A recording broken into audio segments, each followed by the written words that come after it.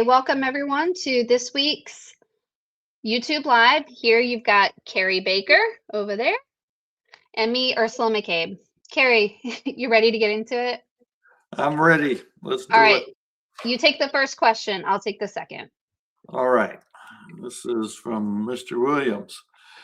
Hello. I was wondering, do you have any updates on the remaining BVA legacy appeals? I know BVA is supposed to speed up claims before fiscal year for Congress, but been back at the board for over 2 years. I'm up now and waiting on a judge again since claims started in September 2017. And my VA Form 9 date is in May 2020. It seems like things truly slow down. Not 75 or older, no AOD issues. Yeah, remand SSOC in October 2024. So these legacy appeals have slowed down. I had one not long ago with I think roughly a September 2019 Form 9 date. It had been remanded about 4 or 5 times. Every time it didn't take long, except for the last time when it should have taken the least amount of time. It sat at BVA for almost 2 years, and it was just maddening.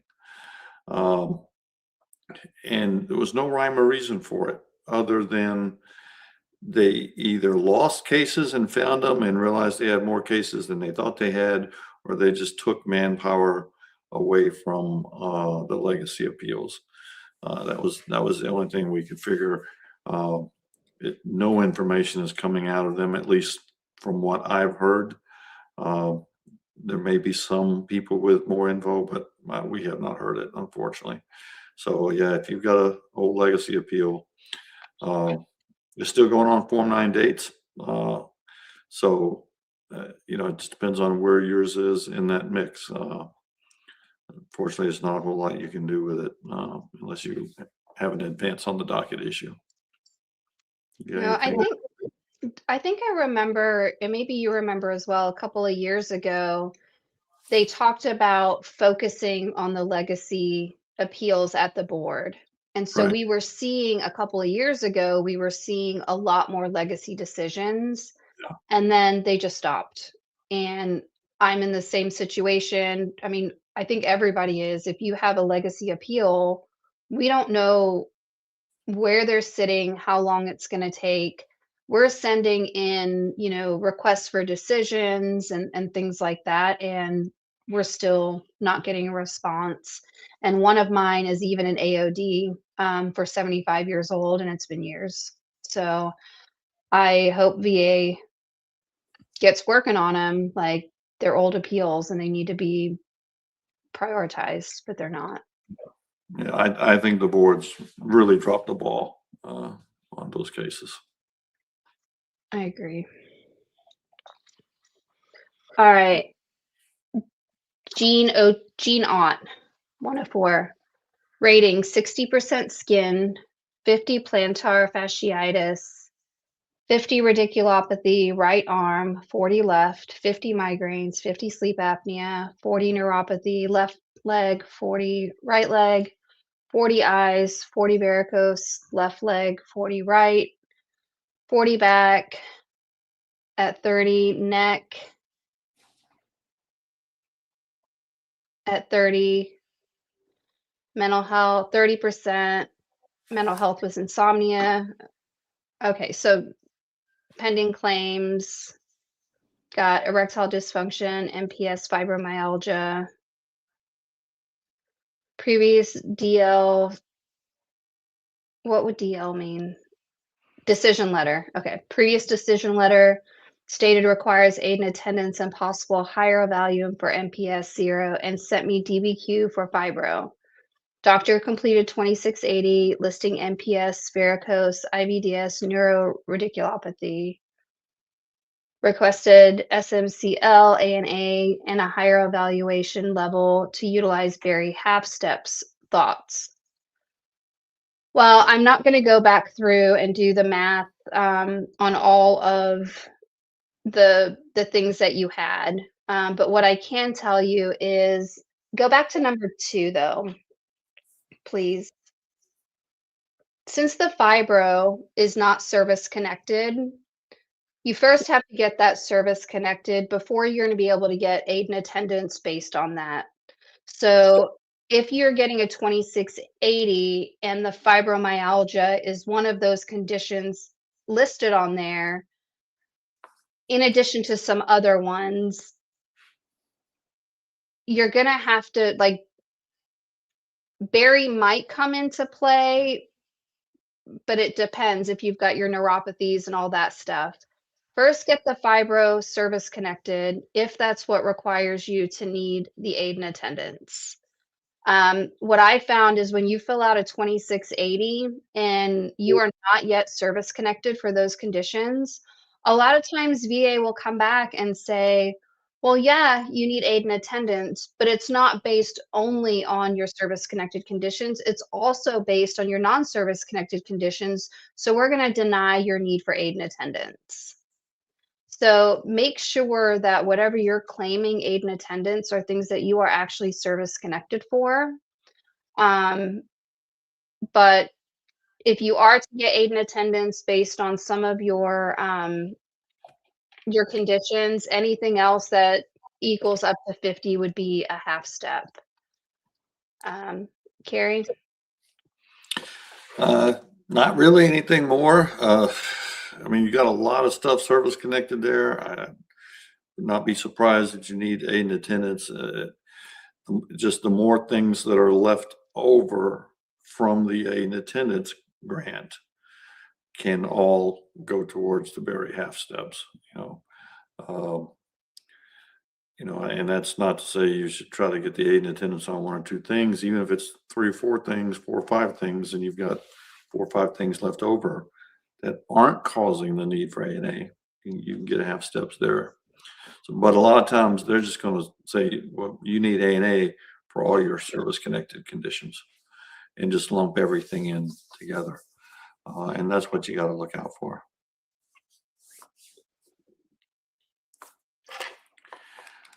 All right, Sue Warrior, has your firm ever been successful in getting undiagnosed cardiovascular conditions linked to service through Terra exposure from a Gulf War? I keep getting denied, now looking at HLR. So that's a very good question. The answer is yes. All right. We've seen that happen on a few occasions. But it's also very difficult because when you're talking about a cardiovascular condition, what is an undiagnosed cardiovascular condition? Most of your cardiovascular conditions out there carry a solid diagnosis. And if that is the case, and it usually is, right, then you go out of the realm of undiagnosed into the medically unexplained chronic multi-symptom illness realm.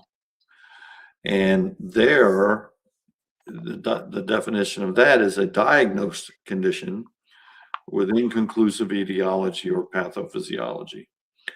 So it's a little bit easier to go after a cardiovascular condition as a multi-symptom illness if, in your situation, there's, for example, no known etiology for you having that condition. It's supposed to be on a case-by-case basis, and it's an unknown or inconclusive etiology or pathophysiology. Now, if they've got a diagnosis, just to say hypertension or ischemic heart disease or something like that, well, you've got a known pathophysiology there. But you may not necessarily have a known etiology. It depends on your specific case.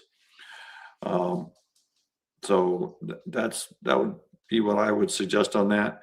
If it's truly undiagnosed, then I would kind of wonder what kind of cardiovascular conditions are actually undiagnosed.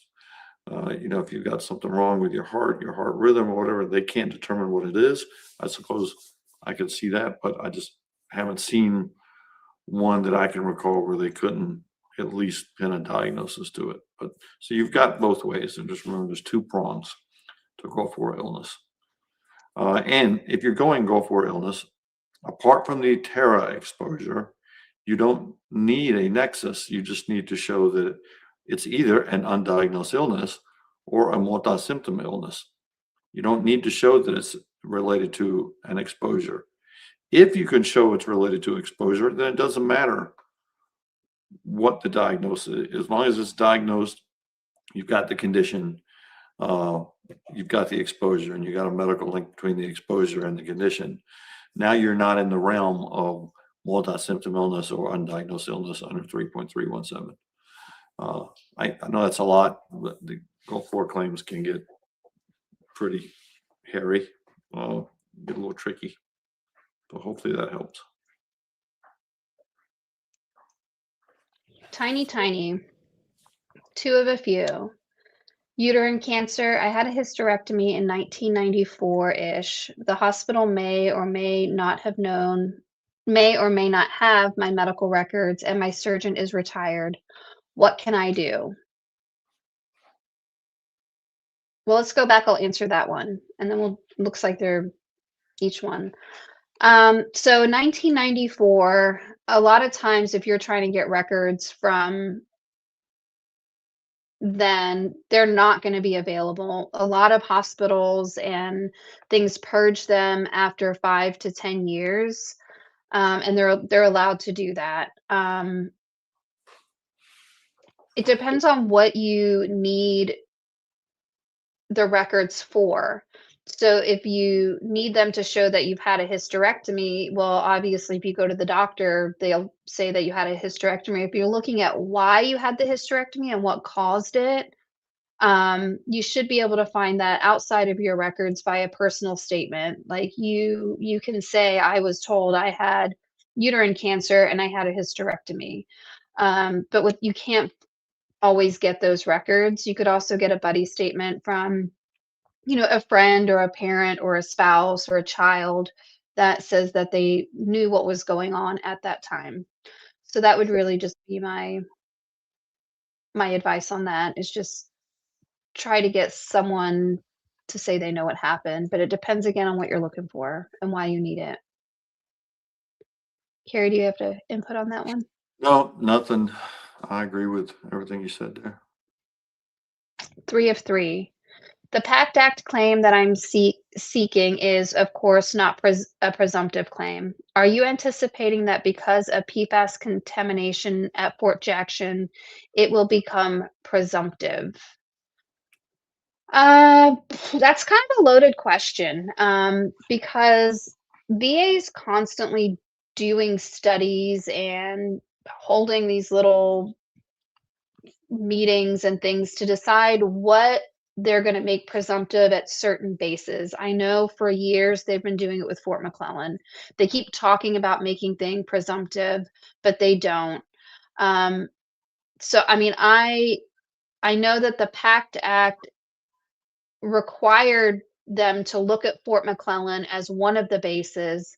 Kerry, do you know if Fort Jackson was one of those ones that they had to review as well?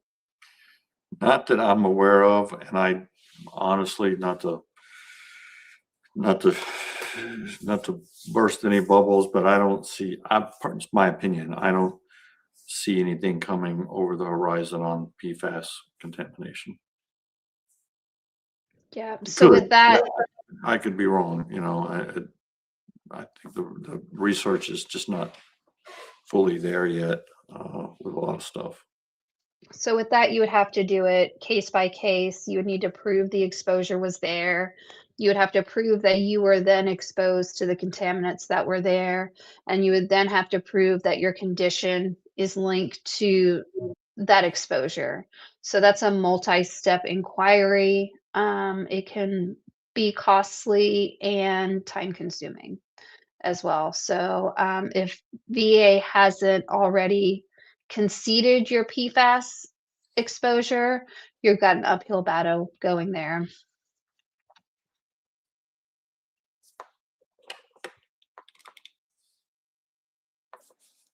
And 404, I forgot to mention that I did not fight fires, but I drank the water at Fort Jackson. Does this count toward PFAS PACT Act claim?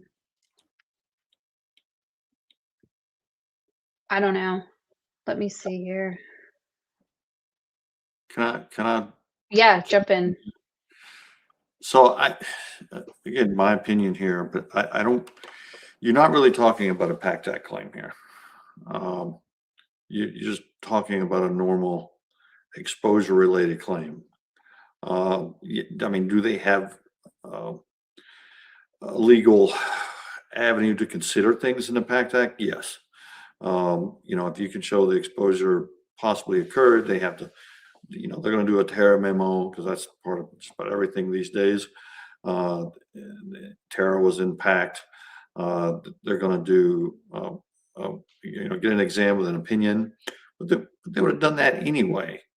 So when I think of PACT Act claim, I think of something that's actually presumptive under PACT. Okay, we're really talking apples and apples. It's half dozen one, sixth of the other. But since this is not presumptive under PACT Act, you're subject to the normal claims process, like Ursula was saying. You're going to have to show the exposure and show the condition that's related to it. But if the PFAS was in the groundwater, which it is in a lot of situations, on a lot of bases, and you can show that groundwater was contaminated and you were there, it's usually not all that difficult to show the exposure likely occurred. We know now that PFAS was all over, a lot of military bases. So that's usually not the hard part, in my opinion. I think the hard part would be showing what it caused. You'll need the nexus there. Just my 2 cents on that. If you want to add to that, Ursula. Well, I think we're good. All right, Jacob Samuels. My husband is rated SMCL. When applying half steps, do they have to have the same diagnostic code, or how are they calculated to move up the ladder? So no, you want to have the same diagnostic code, but they cannot be part of what got him to the L. So, if he's, let's just say, loss of use of both legs, all right, got him to L, then you're gonna have to have something separate from that to use as a half step. You just can't use them twice, and that's really the only limitation there.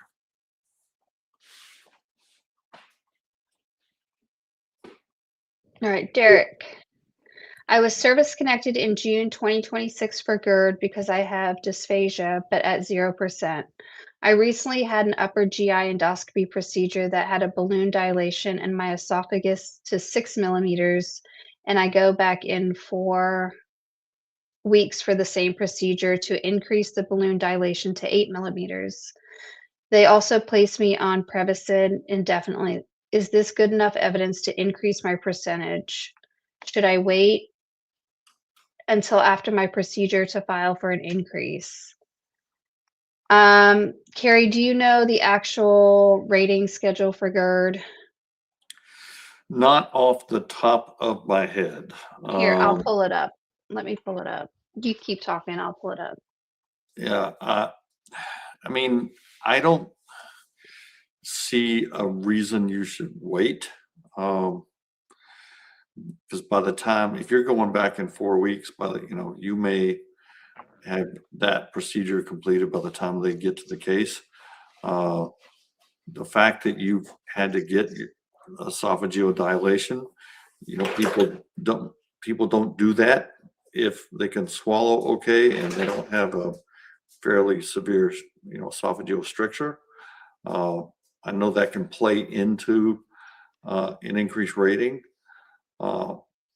Exactly how, we'll know when Ursula gets the rating criteria pulled up. I also know I think it's changed over the last few years. So it kind of depends on if you're under the old criteria or the new criteria. Probably the new, I'm guessing. Do we know the code? It would be probably, no, there's not one for Oh, GERD. here. Yeah. Yeah, there is. Okay, it's 7206. So for a 10%, it's documented history of esophageal strictures that require daily medications to control dysphagia, otherwise asymptomatic. 30% is going to be recurrent esophageal stricture causing dysphagia, which requires dilation no more than 2 times per year. So then if you're going more often, if you have 1 dilation 3 or more times per year, dilation using steroids at least 1 time per year, or esophageal stent placement, that's gonna get you to 50. I would say at this point, you should probably be at around a 30, 10 to 30, so I would certainly file for the increase now, and then you'll be able to submit that evidence as it comes in and let them know, because you're definitely not a 0 at all. Even 10% is asymptomatic, which is still not what you are.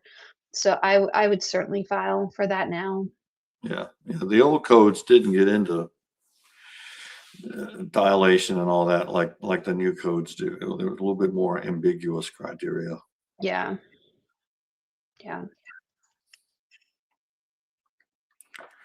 All right. John O'Hara. Will submitting a PACT Act claim for presumptive high blood pressure trigger an action for VBA to review my 100% PNT rating status that is less than 20 years old? Well, maybe. It depends. What is the 100% rating based on? Right? If it's not based on anything to do with high blood pressure or cardiovascular problems, then it should not. Like if you are 100% for mental health, for example, that should not trigger uh, anything to do with mental health. They should just give you a blood pressure exam. Having said that, what's the goal here? You know, you're 100% PNT. A blood pressure claim is going to get you at most 10% in most cases. Is that going to change your 100% PNT? Is it going to give you an extra benefit? Is there a reason to file for it? You know, I wouldn't if it's not going to change your level of benefit. Now, if you need 10% to kick yourself over to the housebound rate or something like that, that may be different. If you just want to get it on your code sheet in case something happens to you, I'd probably wait till it's 20 years old, you know, or something happens to you and it's blood pressure related and it's presumptive. You're thinking about benefits for your spouse, they're going to be there. All right. Even if it's not service connected because it's presumptive. So just stuff to think about. You know, I'm not telling you not to file by no means. But you know, is it worth going through it? Something you got to think about for yourself. Anything personal? I agree. Andrew Kirk. I am TDIU, permanent and total. Have new evidence for bilateral knees. Major depressive disorder. Should I file for increase? TDIU for bilateral knees, 30 each. Tinnitus, 10%. Using VA math, I'm 91%. I have other service-connected injuries. 50 migraine, GERD, and then the major depressive disorder. So if you go back to the beginning, please, so I can.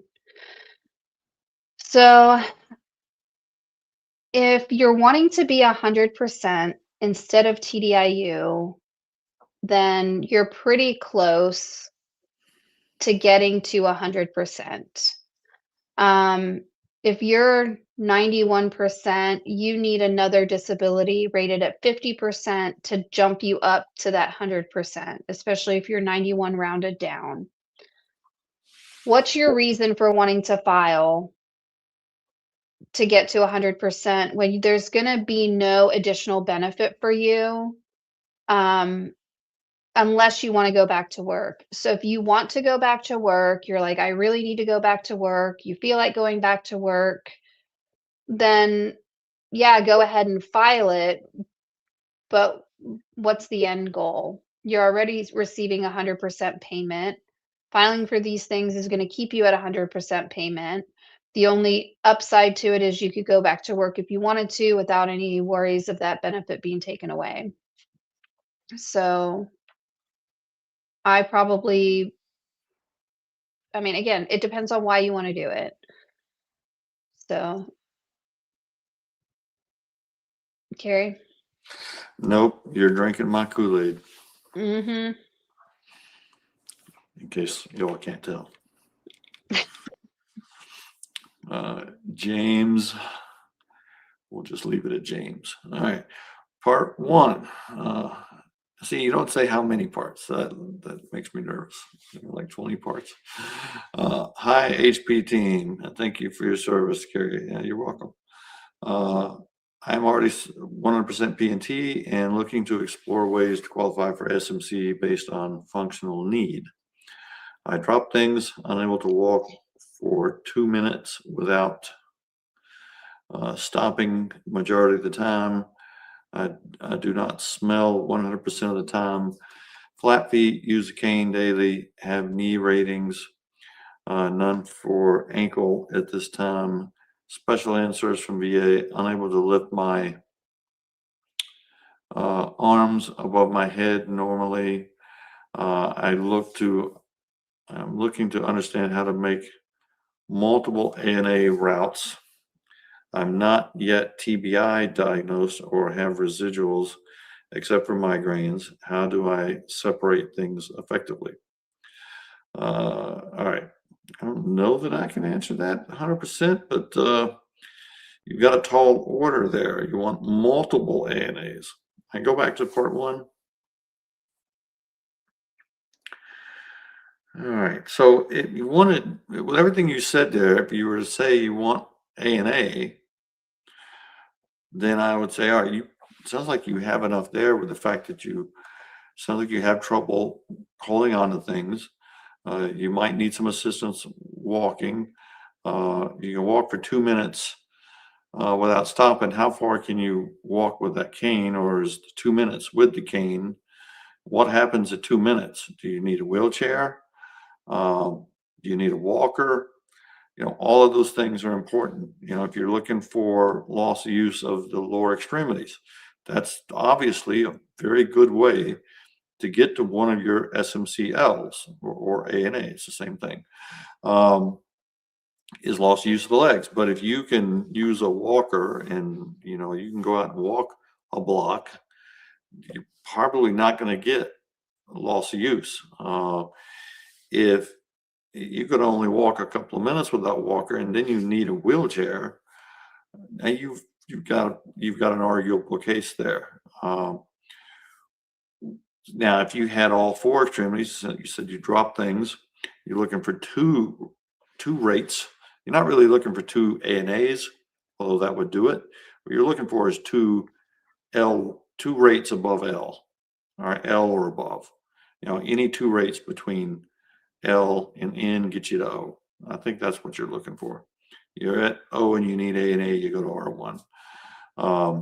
But again, that's a tall order. They don't give out R1 very easily.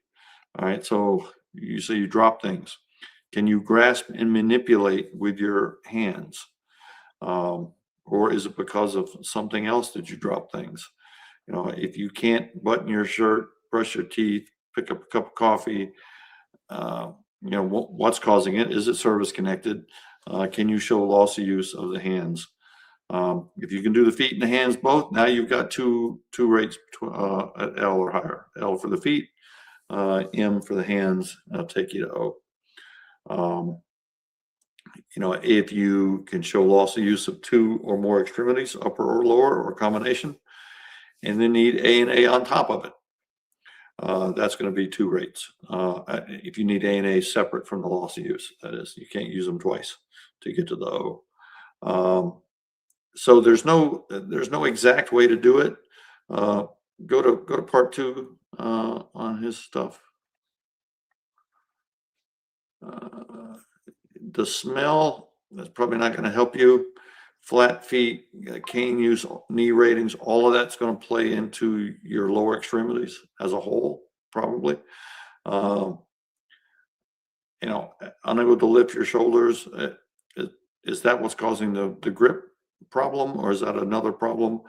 You know, it's a complex web, and it's just impossible to answer with limited information. But that's, hopefully I got you down the partial path you want.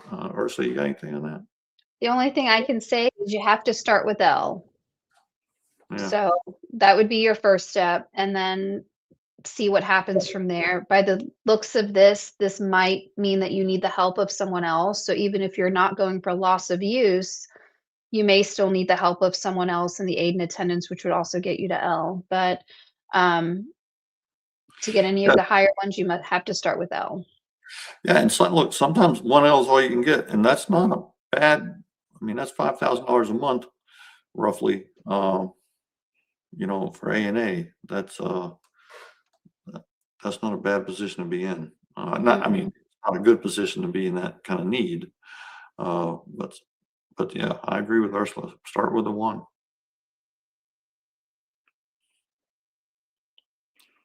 Me off.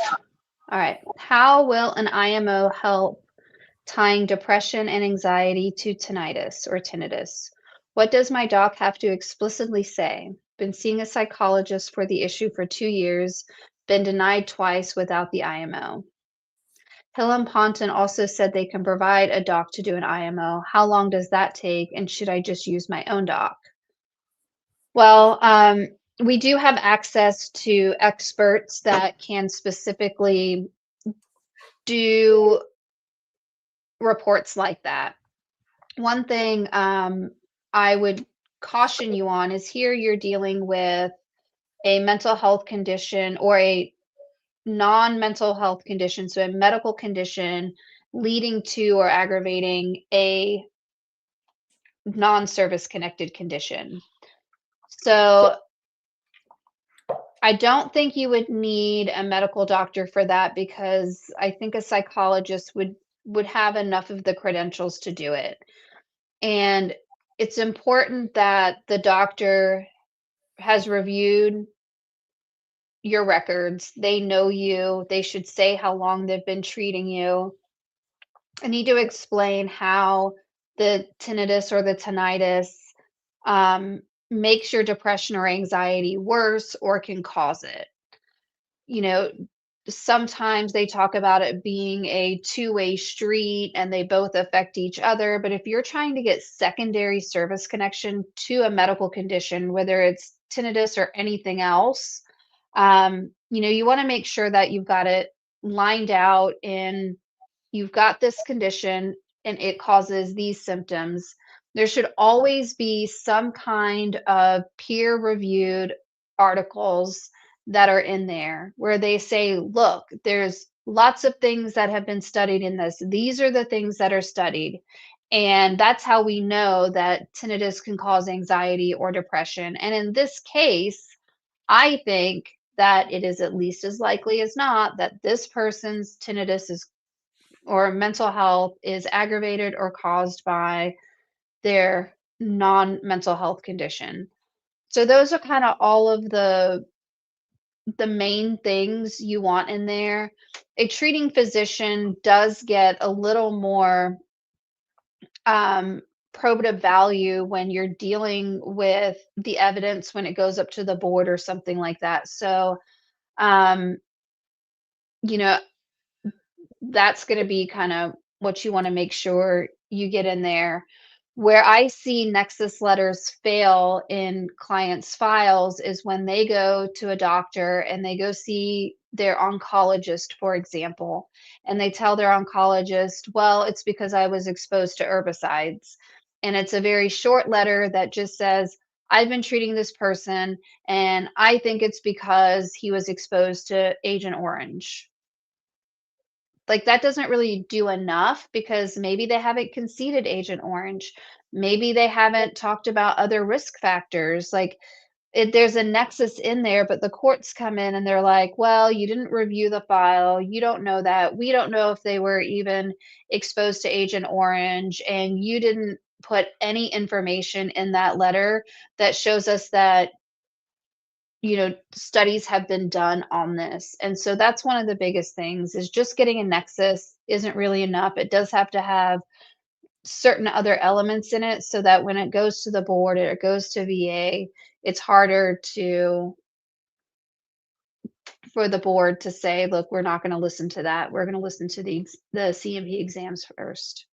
But your doctor, our doctor, doesn't actually matter, as long as they are the appropriate doctor to do that kind of medical report.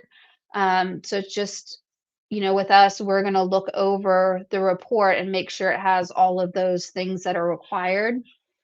Um, so yeah, I don't think I can say whether or not you should use us or whatever. With us, it could take a while to get a doctor's report because we have to come in, get your file, look at everything, read every single page, then prep the file, send it over. So with us, it's not a quick process to get a Nexus report because it involves a whole lot of people and resources to get it out there and then to get it back as well. So we're not fast when it comes to that, but you know, we do know what to put in them. So, Gary. That was a outstanding explanation. Yeah, and a good and much needed because it's an uphill battle. Right? I think the issue of tinnitus and mental health gets thrown around the veteran community and forums and stuff as like it's a piece of cake and everyone's getting it. It's not a piece of cake and not everyone's getting it. Uh, VA is not gonna grant that without some pretty solid evidence and do exactly what Ursula said. And while we're talking about this, I've talked about this before. We've seen an uptick where if you are diagnosed with insomnia due to tinnitus, VA is trying to lump those together. So if you have insomnia, you're going to get rated at 10% for insomnia with the tinnitus. They're not going to give you those um, the additional percentage in your rating. They can't do that, by the way. If you have insomnia and you have your own separate symptoms, such as, trouble falling asleep, irritability, any of the symptoms that come with any other mental health disability, you need to be compensated for those underneath the mental disorders code sheet. So I've seen an uptick in that in cases that I've been taking on, just as something that I'm like, "Whoa, that's not right." Every single time they do that, it's wrong. They do it because it's in their little instruction book to do that, they can't grant insomnia second to tinnitus, but a quick trip to the board will get that turned around, so keep an eye out for that as well. So what the mental health condition is also important when you're dealing with tinnitus or tinnitus specifically. Okay, that's it. Off of that. All right, Daniel Clayton. Finally received 100% PNT and wanted to thank your team. You're welcome. Wouldn't have been possible without your live chat steering me in the right direction. Thank you and God bless. Fellow veterans, don't give up. Oh, congratulations. Glad we were able to help. That was kind of an easy one. You may do another one? Yeah, this one, that doesn't count. ST, a bunch of letters and numbers. Part one of probably three. Husband finally awarded SMCT in June, but effective date is wrong. So we are going back to BVA. Last year, it was at the board, and we had an advance on the docket. Part two. How likely will it be that the prior AOD from last year could be attached to the current appeal. I know it's a different docket number, but it's still regarding T. It's been 3 months since the current appeal was filed and hasn't been attached yet, but it also hasn't been denied. So I guess it sort of depends on why it was advanced on the docket in the first place. If it was age related, then yeah, it's going to be advanced on the docket. If it was financial hardship or something like that, you might have to request another advancement. They don't always keep them that way. I've seen it done that way, but I've also seen it not, where you still have to go back and request another advancement on the docket.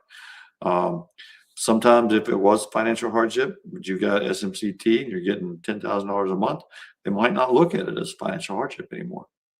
So I mean, it's just a fact. If it was terminal, and it's still terminal, you might need to show them that it's still terminal.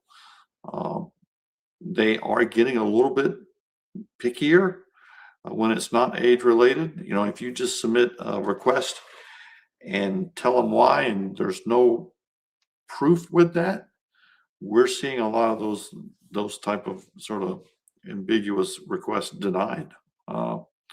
And that, we can tell that they've obviously got a lot of cases advanced on the docket, because anytime they start reeling that in, that tells us, they're trying to be more picky because they're getting to, if you get all of them advanced, then nobody gets advanced. So I hope I answered your questions there. You did. Okay. I think you did. Echo Ranger. Hello. I have ANA for 100% MDD, sleep apnea, migraines, headaches combined. My PCP filled out another 2680 for my bilateral knee strains, lower radiculopathy, and lower back.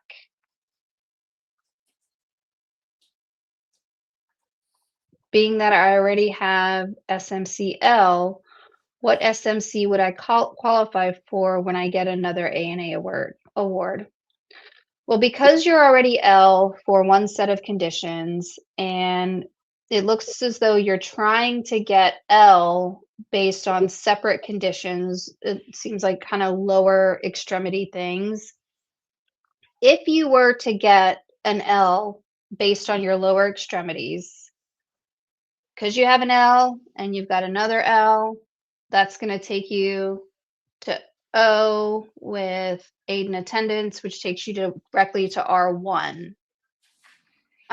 So 2 L's with aid and attendance essentially is R1. I will kind of caution you, your ratings are pretty low for your lower extremity conditions in the back and all of that.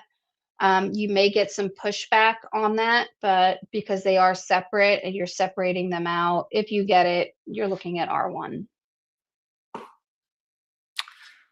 would caution you on using the word when I get another ANA.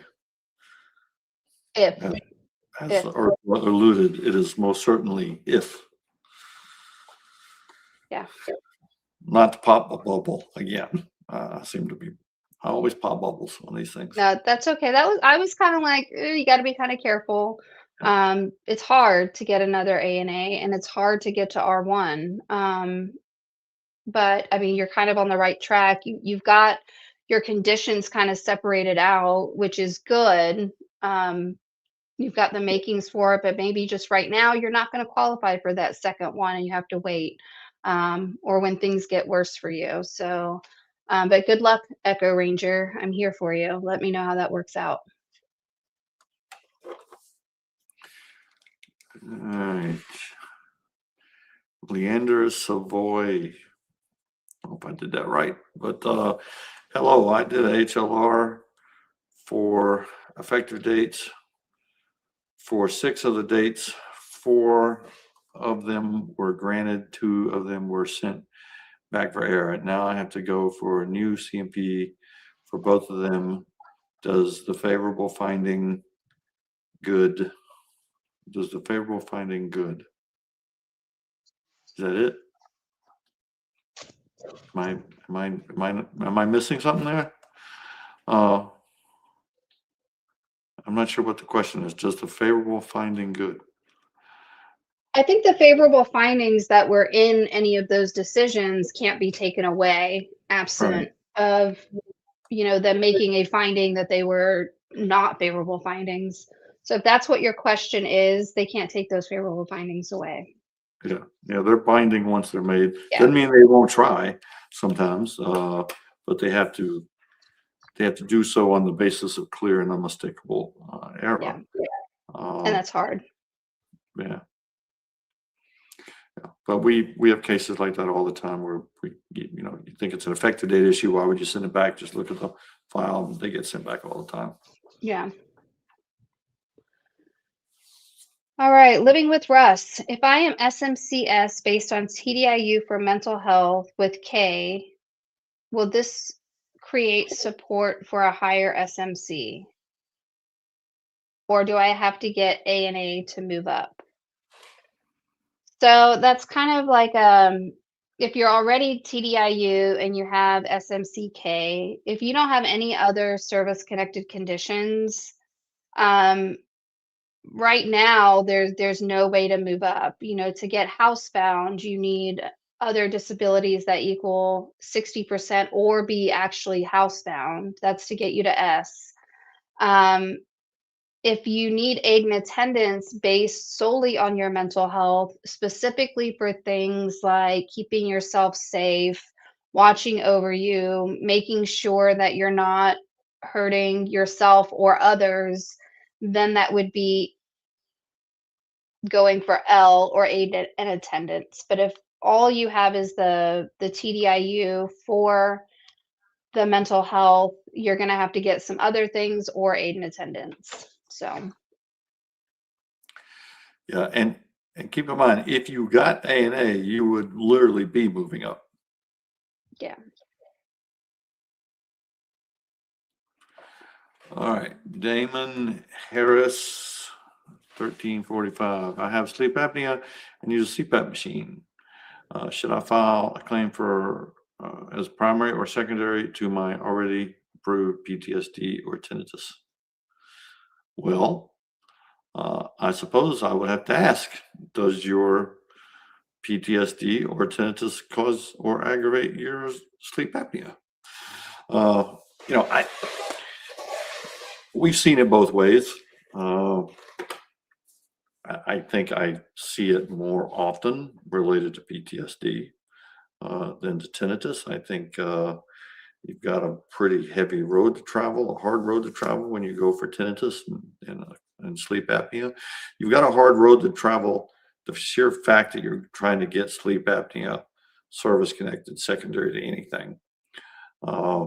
So it happens more often with PTSD than the tinnitus, but that doesn't, it's a case by case basis. In your case, maybe it is the tinnitus. Maybe it's neither. Maybe it's both. Yeah, maybe it's both combined.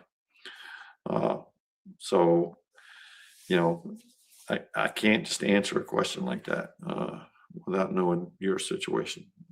So you are literally in the best position to answer that. But we see it more with PTSD. And I would also say file it now if you're going to before they change the rating schedule, because their new rating schedule is not going to be as favorable.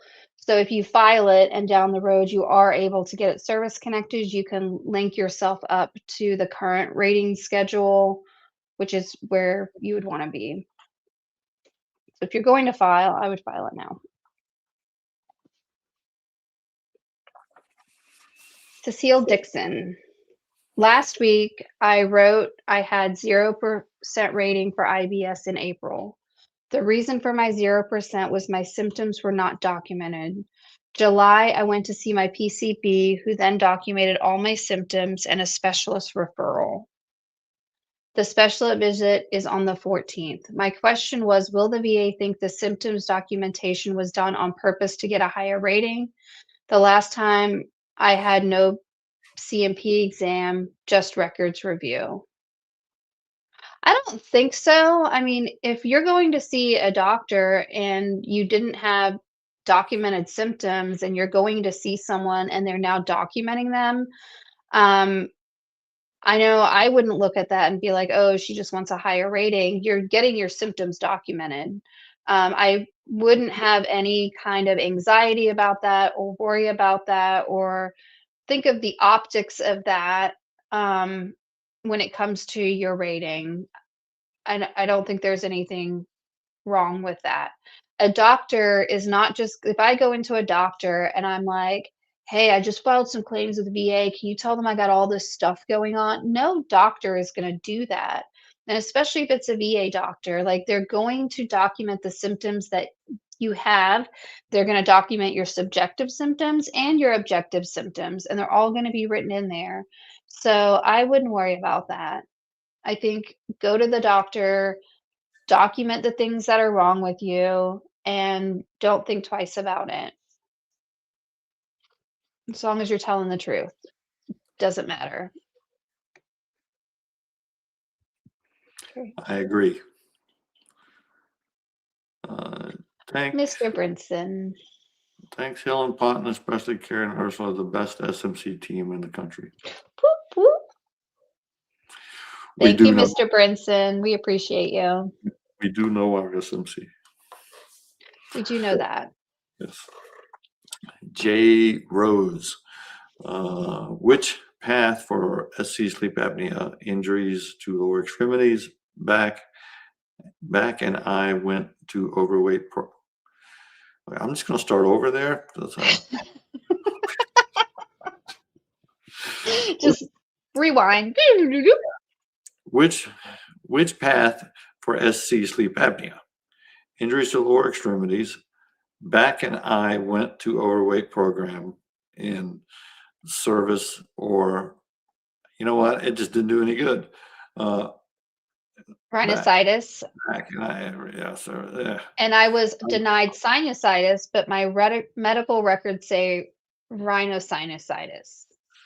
All right. So since we've established that I sometimes forget how to read, or so I'm guessing you mean you were denied rhinosinusitis or sinusitis, either one. So if I'm misinterpreting that, but if you are service connected for sinusitis or rhinosinusitis, that to me is a better route to sleep apnea, because it's literally an anatomical blockage, at least part of the time, of your airways, which is what sleep apnea is going to affect, which is what's going to affect sleep apnea the most. The examiners are always giving negative opinions, trying to say, well, sleep apnea is a blockage of the airway because your neck is big, or your mouth opens a certain way, or what, it's nothing to do with PTSD or tinnitus or any of this other stuff. In a sense, they're correct from a pure anatomical standpoint. So if you can show an anatomical problem that's interfering with breathing while you sleep, I just think that's an easier way to go altogether. I don't know about the lower extremities. Do you want me to come in on that one? Yes, please. All right. Yes. So I see this one quite a lot. But the facts have to kind of line up pretty right. So Overweight. when someone I get it now. let me finish, sir. All right. So essentially, if you've got a lot of orthopedic conditions or any medical condition that stops you from being able to exercise or anything like that, even diabetes with insulin resistance where you're gaining a lot of weight, if those conditions that are service connected caused you to become overweight, which then led to the development or partially development of the sleep apnea, you can also go that route. The further away you get from that service connected condition, oops, I didn't need that anymore. Just kidding. The further away you get from that service connected condition, the harder it becomes when you've got all these steps kind of in between. But it is possible. One thing is that you cannot be service connected for obesity. It's not something that you can do. So you can't be like, well, I'm obese and it's due to my service. But you can count obesity as an intermediate step. So you can say, my orthopedic conditions, I have this intermediate step of obesity, and now I have sleep apnea, diabetes, whatever, however it goes in your records. Just as long as your facts line up in that order, you can sometimes do that. So I think it's very fact specific, and maybe you say both. Now I agree. I see where you're coming from. Overweight went right over my head. Mm-hmm. But be careful, because we see VA examiners nowadays explaining as I would say, as Mr. Obvious explains, that overweight is caused by taking in more calories than one burns, and losing weight is caused by burning more calories than one takes in. That's literally the medical opinion we see in some of these. That's true. True. They all have the same language on them. Every single doctor out there uses the same language on all of their CMPs for sleep apnea. It's so weird. Yeah. All right, we're going to do one more question, last question, and then we're going to get out of here. All right, Terrence Turner had CMP 2 weeks ago for PTSD. App showed rating stage, moved back to evidence after exam, then contacted about prior MDD with anxious distress second to IBS. Currently on supplemental for increase. Is possible rating different for mental health PTSD and separate rating for mental health due to IBS? So I'll answer that, no. Mental health is mental health. It doesn't matter what caused it, how you got service connected, or really what that diagnosis is. They're all rated under the same rating schedule, which is based on your occupational and social functioning. Also, recent VA primary diagnosis fibro, Tara already conceded, but waiting BBA chronic fatigue syndrome dating 2010 will interfere. No, I don't think so. They're in separate streams. They're essentially floating down different rivers, and they shouldn't intersect. So whatever's happening at the board with the chronic fatigue is still going on there. I think when you went to your first exam, you got all of the stuff. It went back to the rater. The rater looked at that exam and said, there's more information that I need, or this isn't good for rating purposes or something, and then sent it back. And that's why you kind of, at that second exam, it means that the rater is actually looking at all of the options like they're supposed to. But I don't think that will change whatever you have going on at the board. Kerry? I agree with everything you said. All right. So we are going to end it right there. Thank you guys for joining us. Kerry, thanks for coming. Thank you for coming with me. All right. We'll see you guys another time. Not sure who you'll see next week, but we'll be back same time next week. Bye. See you guys. You served your country, and now another challenge awaits. Getting the VA disability benefits you've earned. Too many veterans face endless delays and denials, and they shouldn't have to. At Hill and Ponton, we know the system and how to fight for you. Scan now to download The Road to VA Compensation Benefits, a free guide from Hill and Ponton, trusted VA disability attorneys. For over 30 years, we've helped veterans secure the benefits they deserve. Our free guide helps you avoid common mistakes and know when to call for backup. Scan now or visit hillandponton.com.